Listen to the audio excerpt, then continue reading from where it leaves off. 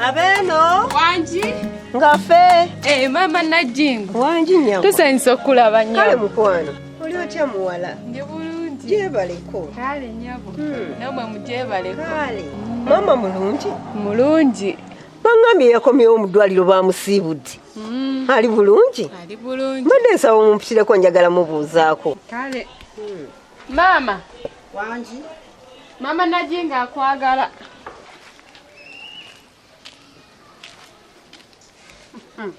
Mama Kakuuzi. Wanji. Kulikayo mu ddwaliro. Navuddeyo.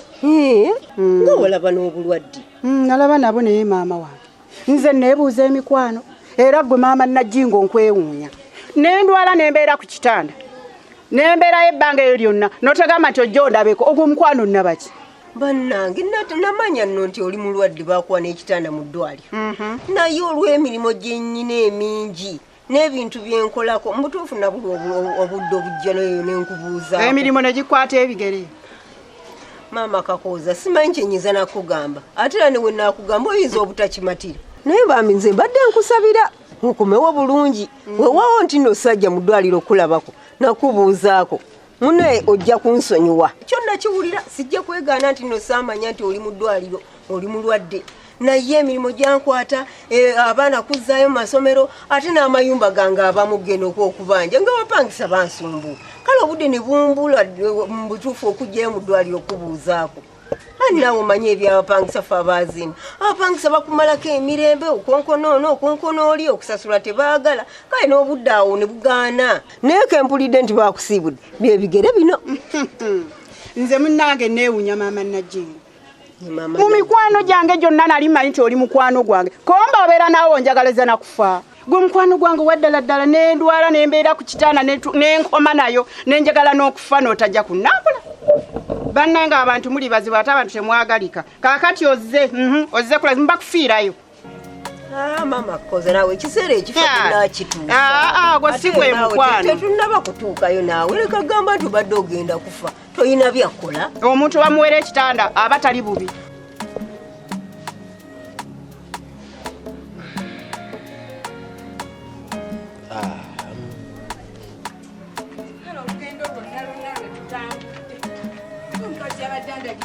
Ebintu bye birungi naye era nayo Solomon alabika yayiseeyo n'abisuuba. Kale olugendo olutume. Maama Nakasolya uli otya? Kyendi. Maama obadde otutaayiriza wano. Si kukuteegera ebigere bino mbadde nzijeyo wuwo.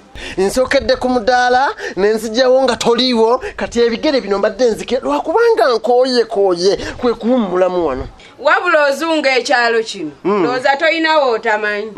Si kuzunga just kuba kutetenganya omanyi omusajja totuulirawo. Olina okubanga ono oli otya Nakasolya? Ndi bulungi. Kiki ng'omubuuza omwenyereketa nga supu wa doodi. Serekerawo okumwenyeza omwana wange. Ani maama Nakasolya ye ndowooza yojja kweyejjamu. Ate naawe n'omwenyereketa. Muleke naawe nkubuulire. Kaakati omanyi nno nyina ddiiru.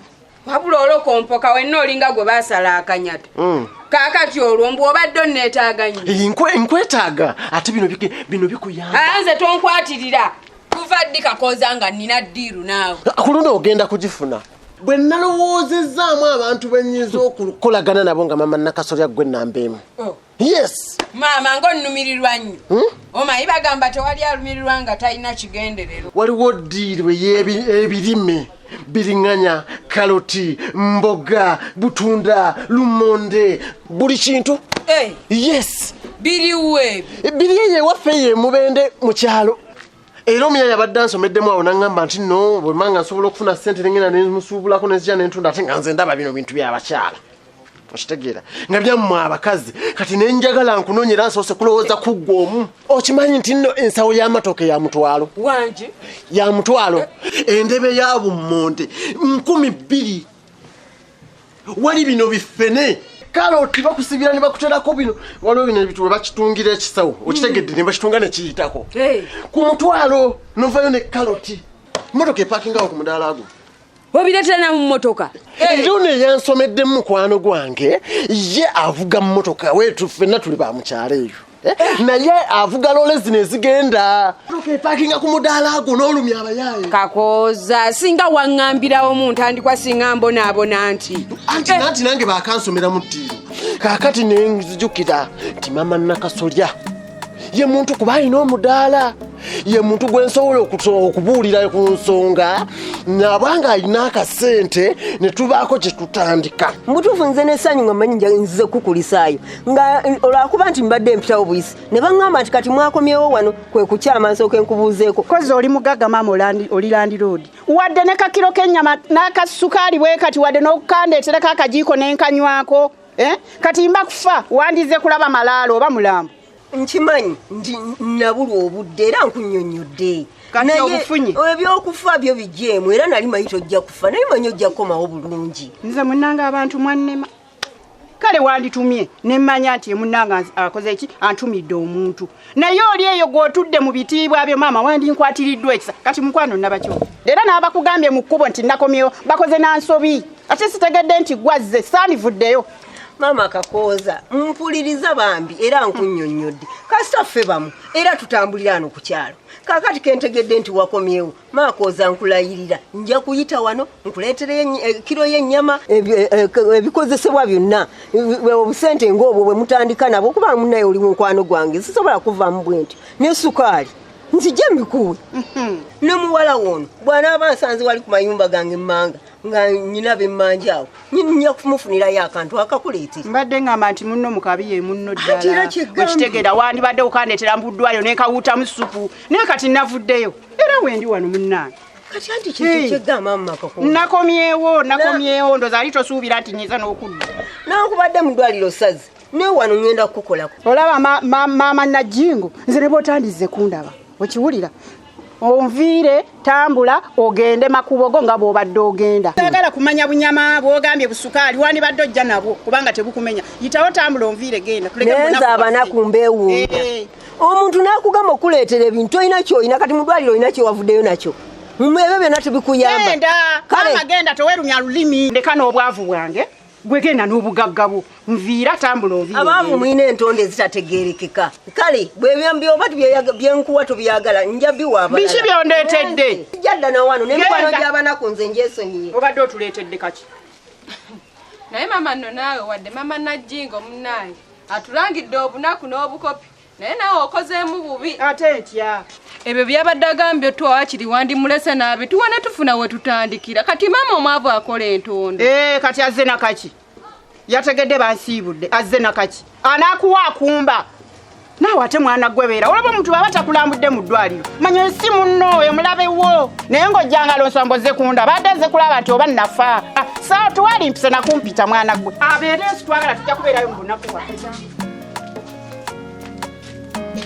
Kaakati gwe mu kulaba kwo nyinza kuwanga ssente mmeka ze nnyinza okutandika okukuwa. Okusinziira nti abantu abaagala ebintu bangi emitwalo 5 gwe bwoba ogirina nazo nsobola okutandikira. 5 bwegi naawe nenkuyungako emmotoka ne parking nonjiira ebintu gunsomere mbompa buwi ssente nengenda nenkutikkira ebintu nenkuleetera. Kati omanyi ngenda kuwera ddala 10 njagala ondeetera ebintu nga biyitirivu nga ne bwe ntuula nze nnambulya musinze muwanvu oleete wali omudaala gwonna gujjula embulwe ne wenzisiza obule wossa Salome abulwe wanywa amazzi ajja kukuwalana ku luno. Njagala nekkubo nditwaliremu yonna nsimbe enkota manda biki byonna kakica enkoto gisuubulira ku 25,000 enkota y'ettooke. Ate manya abantu baagala nnyo awantu awali ebintu ebingi we bakyama gw'ojja kulaba layini ku layini baba balowooza mb'otunda layisi. Ngenda kuwa emitwalo 10. Omanyi nabadde njeeyo obusente mu kibiina noonya nawakusuubula gye tuva omukazi tusanze oba Solome yanteezeeyo n'abisuubula obusente n'endiba nabwo ndi nabwo wano. Ate alabika akwogerera ebigambo Solome mubi nnyo ne bakumma ebintu. Leero njagala nkimukole bwe kiri bireete byonna ntuule wali sinze muwanvu mbuliremu mitwalo gyange 10 buteweeraliikirira njagala mbituulemu n'okuziira nziire njagala ondeetera ebintu nga biwera. Gwe teweeraliikirira buli kimu kigenda kujjira mu mutindo. Kakooza naye nno tonziba nze sibbibwa. Mama Nakasolya nsomanyi sagala kulagana abantu banaku mu mitima nsobola okuddiza sente zo oba ati kati kakoza tumaliriza zigenda kusuubula okkiriziganyiriza kale tujja sisinkana kale oyanguwako enkya kumakya Nakasolya tugenda kukikuba kale laba bwe tuluzunza olugendo lwonna Solome kazimba omutima mama oyinza okwewana Kakoza n'akubba tagenda kunziba nga lwaki onkuba ebisiraani otyo njagala babireete ennumye Solome yiba nene mukama nga nakutuusa ku lyengedde kale nakwetolooza singa kale twasookedde kwono ddala bwe ngenda kutuula wali nsooke enzimbe ng'ebintu nze nambyagaagaddemu nti mbisitamyemu nga bakasitoma basimba layini bw'omanyi bwe balaba nga bingi bajjira ddala gwe nakase kale singa twalaba Kakoza mu ntandikwa